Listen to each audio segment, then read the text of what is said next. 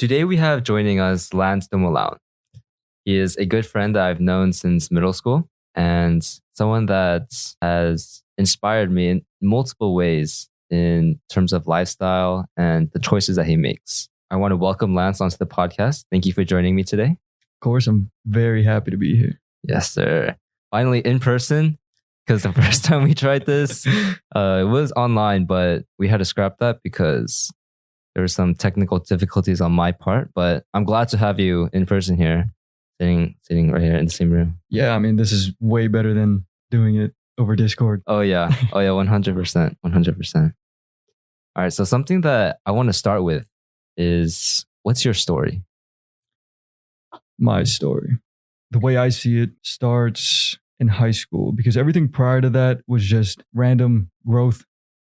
You know, I didn't really find who I was and I didn't really learn anything that I think to be of importance until high school. So in high school, you know, I got my first girlfriend. Her name was Chriselle. Great girl. She taught me a lot about myself, who I am, and what I'm lacking in, what I'm 100% lacking in. My mom told me this the other day the moment I landed back in LA. She said, I feel bad for Chriselle because it's like she was the guinea pig of of like my life. Anyway, right. The man I am now is what I want to say wish, but is what I think she deserved. She's a good girl, great girl. Mm-hmm. No, nothing against her. But yeah, she showed me that, you know, I didn't know how to be a man in any capacity, in any form. Like I didn't open doors for this girl. I barely paid her any mind. Uh-huh. And, you know, it was more of like, serve me without me providing anything for you. And, you know, it stuck to me. And eventually later on, I made mistakes when we eventually, you know, broke it off. Mm-hmm. I joined the Marine Corps, and that's where the fundamentals of becoming a man came into play. Because I didn't know anything, absolutely none. And in boot camp, they teach you how to dress, you know, how to clean. Like you are literally a mop. Like when I say you are a mop, they give you a towel and they tell you to run across the floor. Like they teach you at a very, very basic level on how to do things, why you do these things, and just the importance of doing them in general. Because I was a dirty kid too. And ever since the Marine Corps, you won't catch any clothes, any trash, nothing in my room. Like, yeah, you're clean. Yeah. Cleaned up my act, cleaned up my space. And, you know, the Marine Corps was like the middle portion of my story. I saw a lot of things, been a lot of places, heard a lot of things. The Marine Corps really shaped who I am, but I got out because it wasn't for me anymore. I knew my story wouldn't be 20 years of, you know, service, military service. Yeah, 20 years of just like, you know, doing the same thing over and over and over again, you know, because it just becomes like a political game on picking up rank. And me coming out of the Marine Corps was just, I was in for a rude awakening. How so? Nobody tells veterans this, and I have a feeling that every veteran has the same like feeling, but you experience so much loss. So much loss. Everything about getting out of the military is just loss. I joined at 17. And like I said, I learned how to do everything in terms of being a man and like discovering who I am. That was my identity. I was a Marine. I'm a killer. This is who I am. Yeah. Once the 4 years are up, boom, done. You're no longer that. What are you? Wow. Yeah. So I loss of identity, loss of lifelong friends that I'm never going to see. Well, I want to say never, but like I'm probably never going to see again. Loss of routine, loss of me. Yeah. So trying to regain that and finding what I'm passionate about is what I'm doing now, which is, you know, a story is a beginning and an end. And I'm definitely right smack dab in the middle of it. Yeah. So far, this has been my story. Nasty breakup, did a lot of things in the military. And now I'm here. Right. Wow. I do want to go back to your relationship in high school with Chriselle.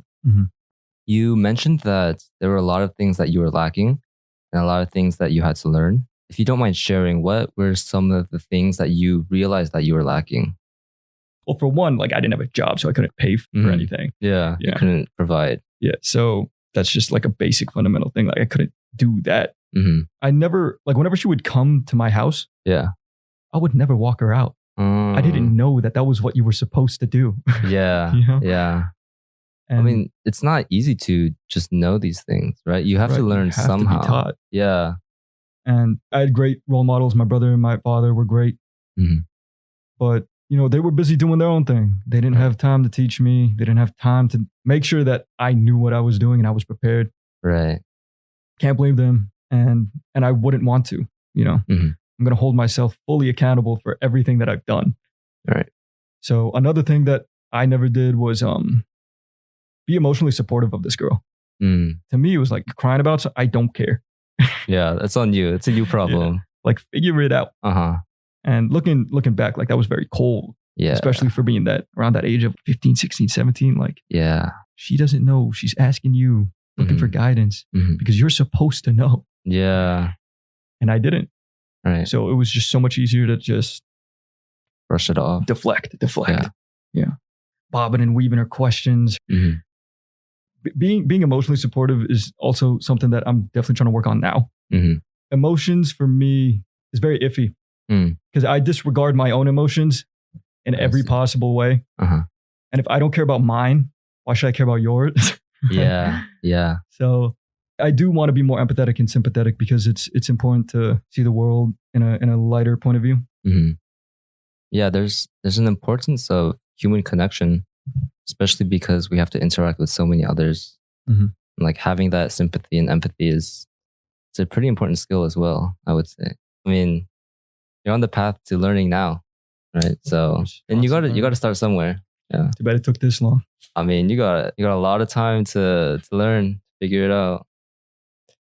Okay, so going back to your military experience. So you said that there was a huge sense of loss. How did you overcome this? This sounds like it's a very difficult process. Just the fact that you had a sense of identity loss. Mm-hmm. It's something that's very difficult to deal with. Right. I don't think I've completely solved the issue. But the way I am dealing and coping with it is just to continue what I was doing in the military, which the military was nonstop work. I worked in the aviation field and the flight line doesn't stop. Like, the planes need to fly. Mm-hmm. The helicopters need to fly. Mm-hmm. You're pulling 12, 16-hour shifts of work. So you don't have time to think. Mm-hmm. And I really enjoyed the work. So what did I just decide to do was just keep working.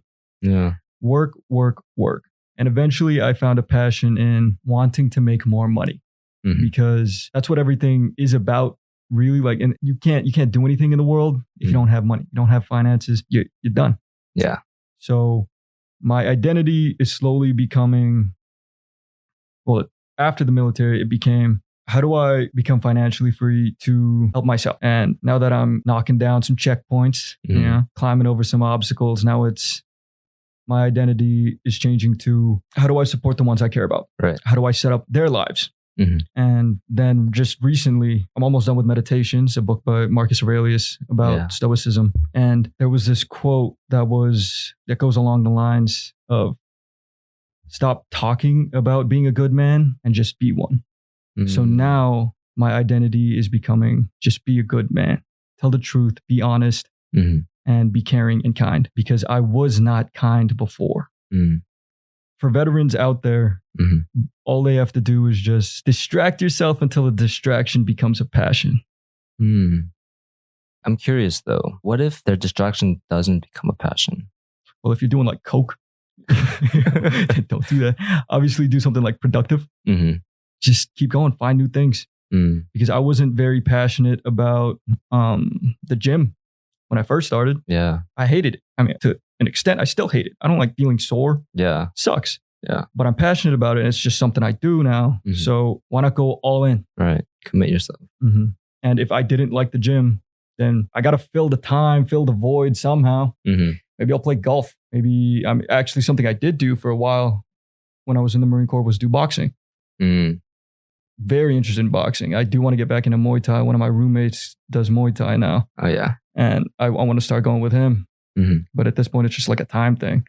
Yeah. So definitely something I'm going to get back into because I really enjoyed fighting. So there's a bunch of ways to distract yourself. And eventually you will hit something. Like fire the gun until it hits. Fire the gun, reassess, dial back in, and it'll hit. Yeah, this is something that you talked to me a lot about before.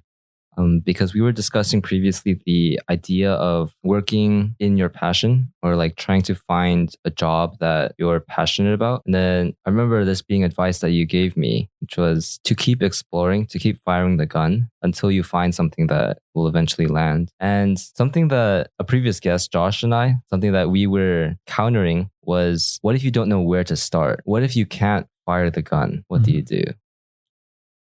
Well, at a baseline level, right? Everybody needs to survive, right? Right. Everybody has problems. Right. So solve the problems within your life. So ones that are immediately applicable. Yes. Okay. So you solve this problem, right? Let's say you get bullied at school, right? And these kids are picking on you, they're beating you up. Yeah. There's a problem. Okay. Fix it. Learn to fight. And you'll get passionate about fighting more than likely, right? You never want to get picked on again. Yeah. Or let's say you're broke. All the people at the bottom, all the poor people that live in ghettos, they want nothing to do but be at the top. Yeah. Promise you they're passionate about that. Yeah. Whether they act on it is a different thing, but they're passionate about it. You can have a passion and not do anything. Yeah, there's a difference between thinking and planning and doing. Yeah, it goes back to that Marcus Aurelius quote, be a good man, right? Something that I noticed about you that is very intriguing to me is your work and your grind mindset. And you touched upon how part of it was derived from your experience in the military. Is that correct? Yes. I'm curious, do you have motivation that keeps you working towards it? Or is it something that you just do because you apply discipline? A little bit of both. Okay. Practicing discipline is just something I enjoy. I believe that everybody should do something that they don't want to do at least once a day. Like today, I really didn't want to go to the gym, but I still did it, right? Yeah. I mean, I'm on vacation. Why should I do that? Yeah. So discipline being just something I do. And another motivation would be growing up, I had nothing but people supporting me. But within that support, it felt like, how do I put this? The support was kind of backhanded. It was like, yeah, you can do it. Maybe. There's like a seed of doubt in there. Yeah, it was very passive aggressive. My family believed in me to an extent. And I'm not trying to diss my family. Right. They were just being realistic. And I understand that. But, I want a big life. So a big life means big problems, big goals. And they couldn't envision it. So I just said, watch me. And the whole people don't believe in you thing is kind of corny, kind of cheesy. But, you listen to people like be passive aggressive about and kind of not believe in you. You start to believe, you're like, oh, can I really do this? So part of it is me having doubt in myself. And I cannot stand the fact that I could just be mediocre. I see. I do not want to be mediocre. I'm more afraid of being mediocre than, potentially failing at everything. I'd rather fail a million times or fail, right? Because I don't really believe in failure. It's just a setback, It's not really failure. Yeah. To me, I haven't failed at a single thing in my life. It's just hit an obstacle, setback, get back in. Yeah, something you learn from. Yeah. So would you say that the expectations that other people have on you have really been a pushing motivator and a factor in what you do? Yes, other people's expectations, definitely. Yeah. But it's not really their expectations that really push it and drive it. It's what their expectations cause in my brain. Because then it becomes my expectation of myself. Right. Then it's just like me fighting myself. Like I want to have very high expectations of myself, but maybe they're right. And then it dips. I'm not going to say like constantly grinding, constantly, headstrong. I get mentally weak sometimes. I do hedonistic stuff sometimes. I think the main driving force is myself. It's definitely myself. Now that I'm thinking about it and, actually voicing it out loud, it's 100% myself. The other people, yeah, you can doubt me. But I think back then it really affected me. But now it's like, I've already told everybody I'm going to do this. Now it's like, I got to do it. Yeah. So you made that commitment. It's an inner war now. Inner war. So you did say that you were afraid of being mediocre. Would you say that your fear of being mediocre is stronger than your wish to be successful? Yes. Because being successful is just a side effect. Being mediocre, the fear of being mediocre is a real Driving force. Like it's just, I'm utterly terrified to just be the kid. Because I was that kid that just sat at home, played video games for 16 hours a day. Yeah. I was him. I remember back in high school, you guys would all go to bed. You guys would all you guys knew when to stop. Yeah. I didn't know when to stop. I guess I've been like this the whole time. I really wanted to reach a certain rank or something like that. So I kept going. Yeah. So maybe I didn't know it back then, but I was just applying it incorrectly. Yeah, I can see that because you're basically just applying the same thing to work, to your career, right? Right. So this is something that you actually had previously. Like you said, the application of it changed. You changed it to a different focus of your life. Right. I kind of want to touch back on discipline. What's your definition of discipline? Discipline is doing what you're supposed to do, no matter what. Because everybody knows what they need to do. Some people just do what they feel to do instead. It's like when the going gets tough and people give up, that's when you need discipline the most. 100%. Because there's people that are going to count on you and are going to rely on you to do certain things. And if you just get up one day and be like, I don't feel like it, and then not do it, you're letting all those people down. Yeah. You're going back on a commitment that you made. And that reflects on your character and who you are as an individual. Right. Would you say that you have more motivation or discipline? Discipline. Motivation isn't real. It's not real. It's not real. Because if you believe solely in motivation, you'll get unmotivated at some point. Yeah, that's true. And then it stops. Then what? What do you have to keep you going? Only discipline. Yeah. Do you never get spikes of motivation though? Like just moments where you want to go that extra mile? Like you feel like... Of course, 100%. I was actually just talking about this concept to my friend that I just got into the gym. Like I've been training her and she's huge now. She's just been in for 6 weeks. She's almost hack squatting as much as me. It's kind of crazy. She got big legs though. Anyway, I get spikes of motivation. For me, it's very environment based. But I was telling her that 80 to 90% of my workouts at the gym are horrible. They're actually terrible workouts. I feel horrible. I don't want to be there. I don't want to do it. But that 10% that I do, 10 or 20% that I do feel like being there, it's the best workout of my life. I'm motivated. I'll do 11 instead of 10 reps. The burst of motivation, it'll come. You just have to be consistent, right? If you're consistent, the motivation will come back. Right. So I'd say motivation is consistency. So your motivation is going to be there when you're consistent. 100%. When you're consistent. It won't be there all the time, but it will be there periodically. Yeah, this is something that I notice especially when working out, because when I go to the gym and personally, I like rock climbing a lot. Sometimes I just don't feel like climbing at all, right? But I'll just do a small workout. I'll go really easy. But then later on, I'm like, no, I feel really good about this. Why don't I just do more? Yeah. And I just find myself climbing for multiple hours on end. When I thought to myself, oh, I don't want to climb today. You're right. It is the consistency. Motivation isn't always there, but when it does hit, you can feel it. You can feel it. And it feels good. Yeah. And you can't feel that any other way. Because if you one day decide, I don't want to do it, I'm not going. You won't be able to get the motivation back. Yeah. That you have no chance. You're not giving yourself a shot. Yeah. You're not putting yourself in the position to potentially feel it. Yeah. Shifting topics here a little bit. I do know that recently you have been very focused on content creation. Yes, sir. Especially within the workout and gym and fitness scene.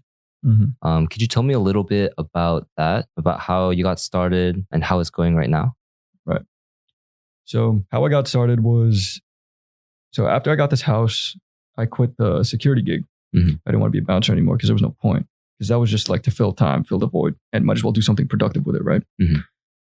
So now I have time. What do I fill that time with? I want to be productive. I have a hobby that I'm very consistent and disciplined in. might as well monetize it. So Right. what's the best way to monetize, physical training? Being a personal trainer. Mhm. How do I become a personal trainer if I don't have any certifications whatsoever to be a personal trainer? Get outreach and prove to other people that I know what I'm talking about and I know what I'm doing. Mm. And, you get to enough people, and the easiest way to do that is through social media. Mhm. You get to enough people, someone's going to want to know what I did, how I got there. Mm. And the main driving force for this was just monetization, because I do want, I want to be more active in like my sources of income. Mhm. And I don't want to be, working for somebody, Right. for the rest of my life. That's depressing. Yeah. Content creation is definitely something that I do sort of find enjoyment. I really don't, actually. I'm not gonna lie. Like I hate doing this. Right. I still have to make a video for today, but it's not something I really enjoy doing. Mm. But I know it's the best avenue, so I'm gonna put effort into it. Right. Right. And I'm good at this, right? I'm good at the whole, training other people. Mhm. So might as well not do it for free if I'm training other people right now. I got like three of my friends that I put on, and Mhm. they're bigger than ever. I'm like, I should get paid for this. That was kind of where it started. Mhm. And how it's going is like I have 1,900 followers now on it, and I started 2 months ago. Wow. So like we're rocking and rolling. Yeah. And it's just people say that like, oh, content creation is hard. Mhm. Dude, you make a video and you post it. Yeah. Like people are just not disciplined enough to do that.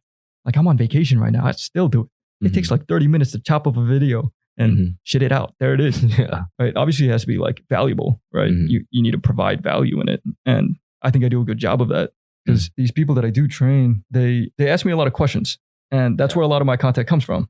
Like all these new people at the gym. Yeah. They don't know what they're doing. Yeah. How many people out there also don't know what they're doing? Right.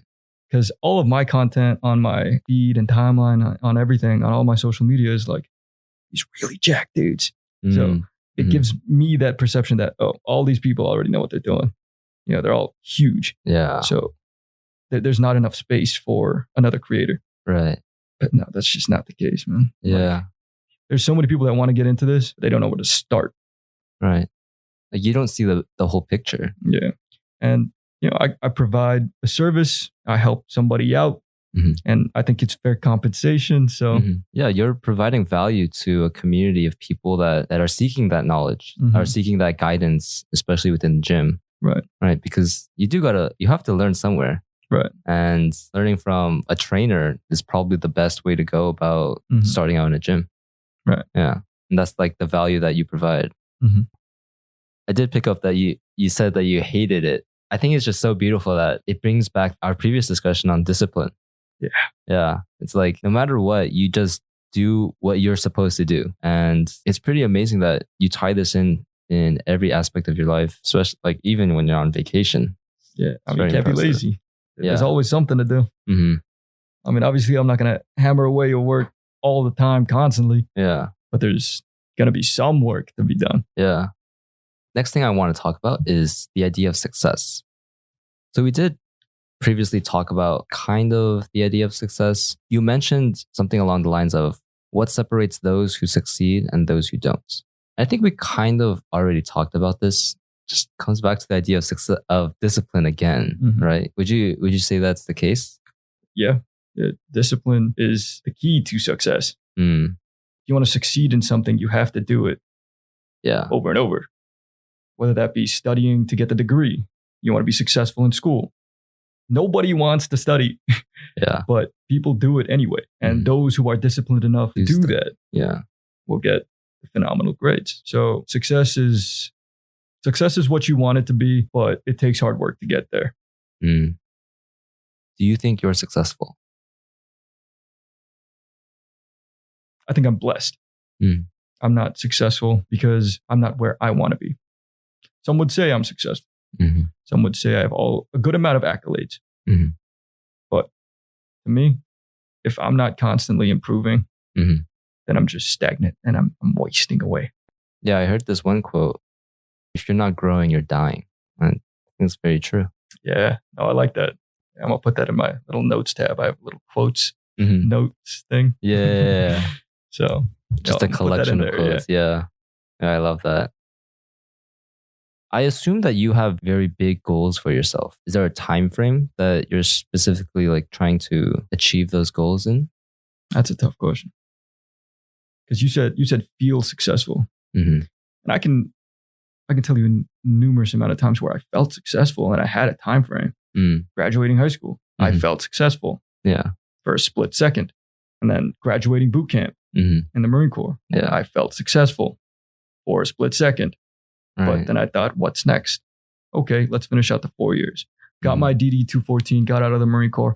I felt successful. Mhm. I completed my 4 years. Mhm. So the goal changes every time. Right. And I'll find a reason to be successful at some point. Mhm. And right now, my time frame is 25 financially free, 26, 25, 26, 27 financially free. Mhm. Then what? Then it's like, I mean, I can't even comprehend what I want after that, Mhm. you know, because it's constantly changing. It'll be different every time. Right.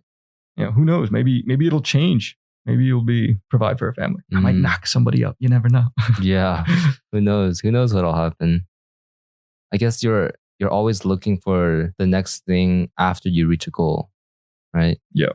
Because it's like, what's the next mountain for me to climb? Yeah. It's kind of like happiness. You know how people say happiness is fleeting? Yeah. The feeling of success is 100% fleeting. Right. You feel it for a second. Wow, I did this. I accomplished this. Uh-huh. And then, all right. What's next? I think it's interesting how like we all came to this question, right? Of like, what's next? Yeah, you're right. Because we all went on completely different life paths. Every single one of our friends in that friend group somehow wound up. All right, what do we do? Yeah. Next, what's our life like moving forward? Mm-hmm. I think maybe that's just a perpetual question that humans always ask.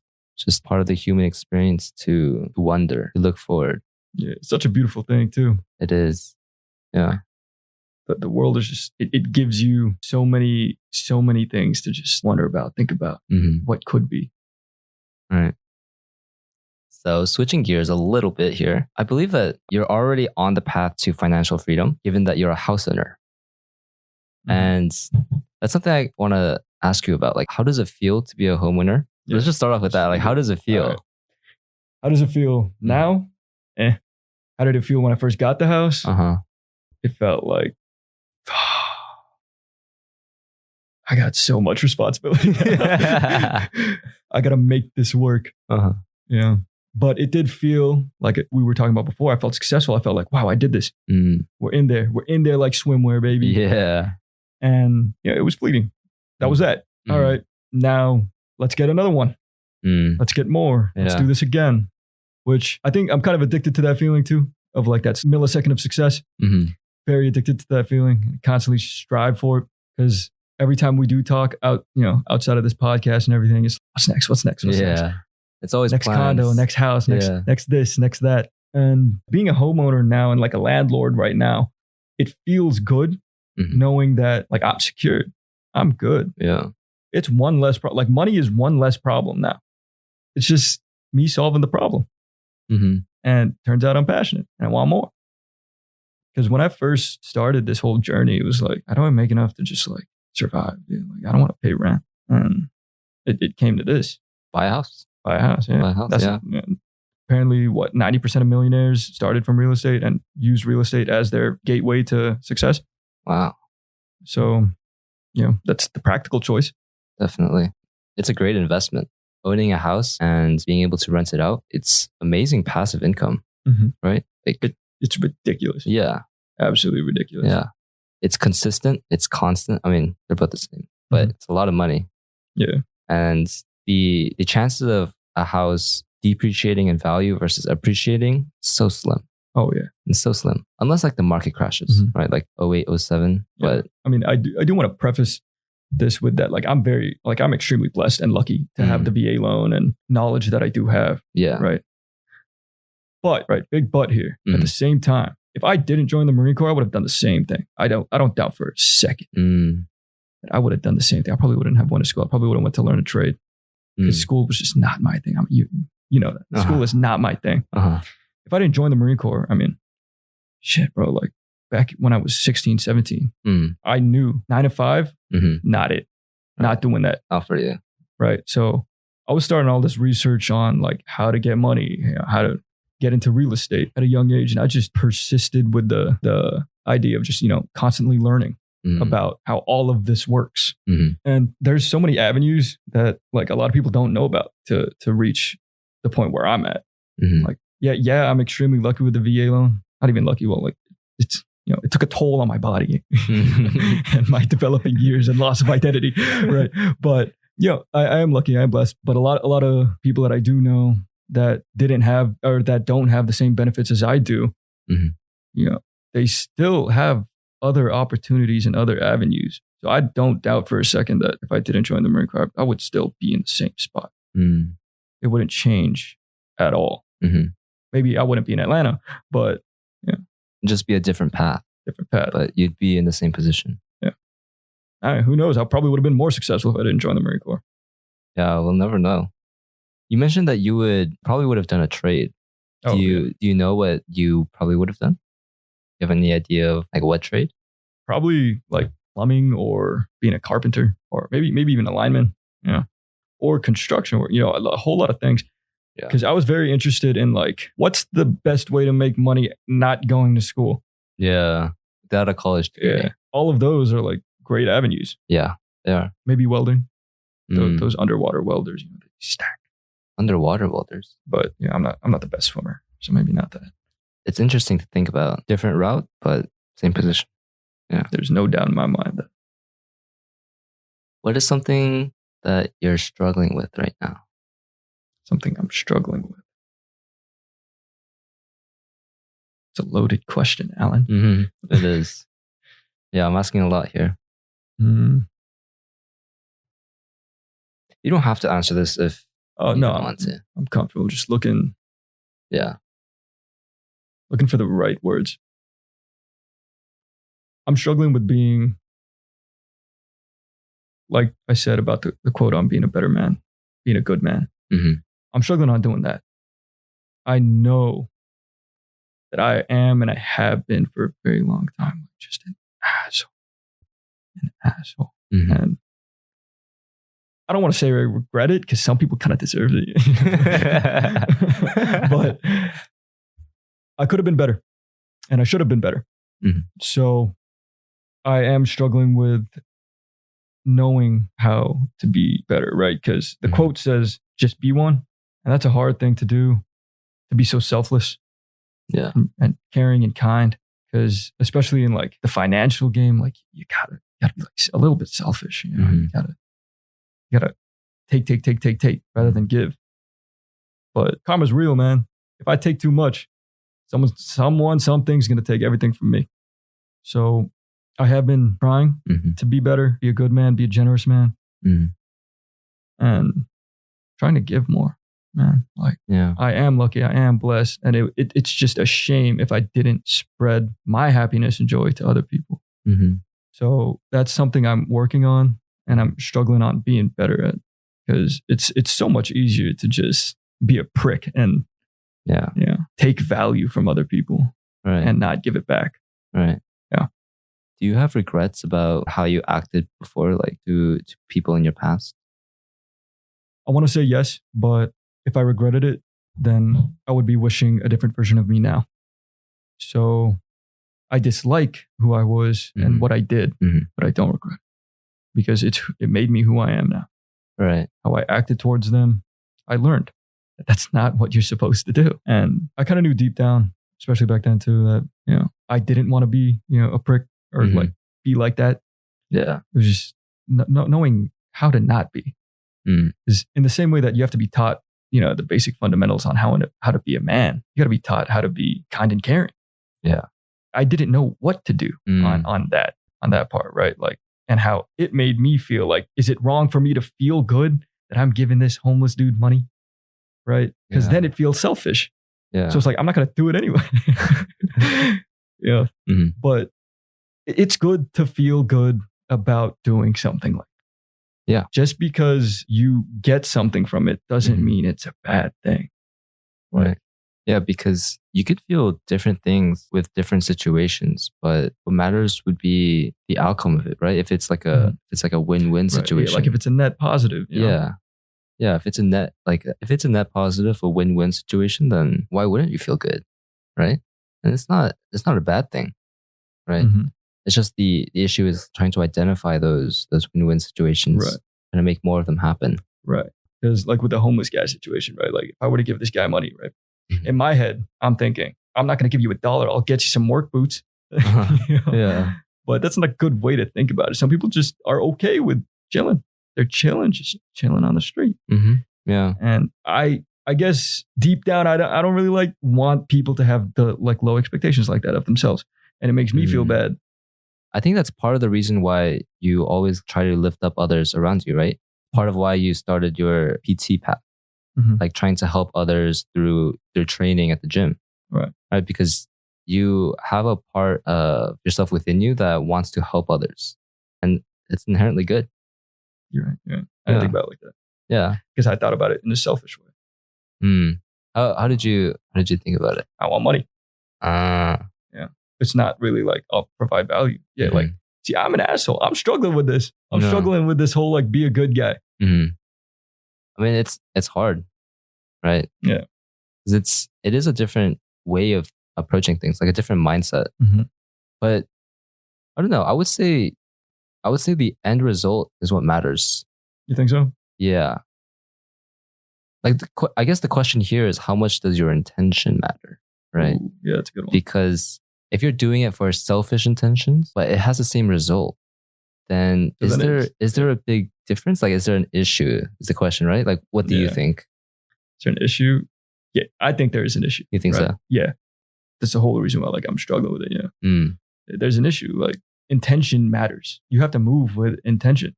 That's what they taught us in the military is like you're moving with purpose. And dependent on the purpose is how you're going to act, react, and respond to things. So if I'm constantly moving with a selfish intention, then I'm just going to be overarchingly selfish.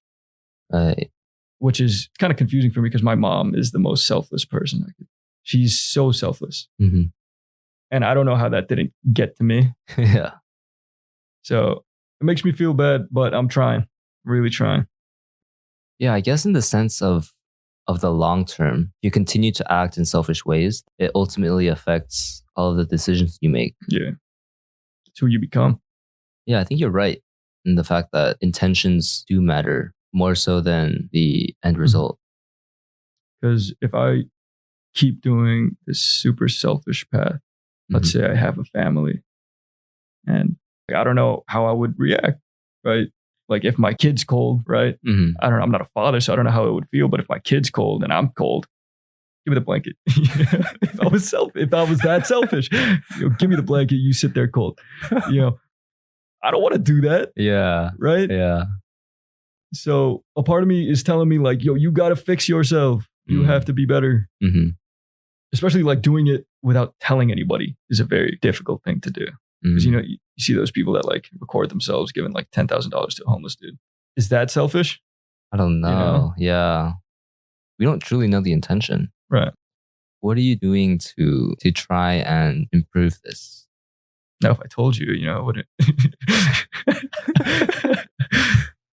Like the quote said, don't talk about it, be better. But what I have done, especially we were talking about this earlier when we were driving over here. I didn't treat Crizel well in the slightest. However, I am talking to this new girl and I treat her like a princess because I know that's what I'm supposed to do. And I know that it makes her feel good. And in return, it makes me feel good. So she doesn't open a single door. She hasn't touched a doorknob since we started talking. She hasn't touched a bill. She hasn't even looked at the bill, right? I'll go to the bathroom, pay for the bill. Look like James Bond when I come back. It's already taken care of. So treating the people that I do care about and the people that I want to keep in my life, treat them better first and foremost. That's what I'm trying to do. And give back to my mom, especially because if I'm treating, like the moment I landed here, paid for dinner for my mom. I drove her back home. I Ubered to her, drove her back home. She was working, right? Filled up her tank. Because if I'm going to treat this girl that I've been talking to for a month like a princess, why have I not been treating my mom like the princess, the queen that she is, right? Yeah. So just treating people that I love and I care about better. Mm-hmm. And I haven't been doing that. And I didn't do that for a very long time. I'm 22 years old and I'm just now doing this. Like it's kind of sad, but like, at least I'm headed in the right direction. Yeah. Yeah. I'm trying. Mm-hmm. I'm trying. Like we said earlier in the beginning about the identity of like, at first it was for my financial gain. Now it's how do I retire my mother? How do I make sure my brother's okay? My sister's okay? My future family's okay? Yeah. I guess I'm just growing up. Throughout the process, your intention has changed and shifted. Yeah. Because it's very soulless and lonely and honestly kind of disgusting to do things that I want to do only for my personal gain. Right. No one benefits, not even me. Having more money alone it's nothing. Yeah, it's very lonely. Yeah, thank you for sharing that with me. Yeah. So last question before we end off here. Okay. What's next? What plans do you have for the future? What are you looking forward to? I think we've hit this question. Mm-hmm. We have. All throughout. Yeah. Right. So just to sum it all up, I want to retire my mother. I think that's the main goal. She has worked way too hard to keep doing the bullshit job that she's doing now. Mm-hmm. Working way too hard. So retire my mother. That's goal number 1. Mm-hmm. Goal number 2 is start a family. Like I know like we're only like 22, 23. Yeah. But they say the Marine Corps ages you 4 years. And in my brain, I think I'm like 26, 27. Wow. Like in my brain, like that's where I am. Yeah. I think. I mean, maybe my actions would not show that in terms of like my immaturity sometimes. But yeah, I think mentally I'm prepared to take on something like that. And if you think about it, like all our grandparents and our parents, like they had kids when they were what, 24, 25, 26? Yeah, very early. I'm not trying to be 40 years old with this 15-year-old kid running around. Yeah. No. Like I want to live long enough to see my grandchildren, and I want my mom to see her grandchildren. Like that would be so unfair to her. Yeah. And my dad to just pass away without seeing their lineage. You're right. So starting a family, maybe soon, not too soon. That's definitely on the table now, especially now that I know where I'm going, how to get there, and I got a whole plan to get there. Yeah. Yeah. Family. Yeah. It's on the horizon. Definitely very important. I feel like I need a third one. Yeah. I mean, I think those two are plenty. Yeah, I think those two are plenty. Okay. All right. Well, thank you so much, Lance, for joining me. Do you have any last words that you'd like to end off on? Anything you'd like to say? Maybe some advice for anyone that's listening, or just be a better man. Don't talk about it. Even though we just did that. Talked about it. Yeah, be better. Be better, because you can always be better. And you know what to do. So stop thinking about it. Do it. Well, it's been a pleasure having you on, Lance. Thank you so much. Happy to do this. Thank you. Thank you.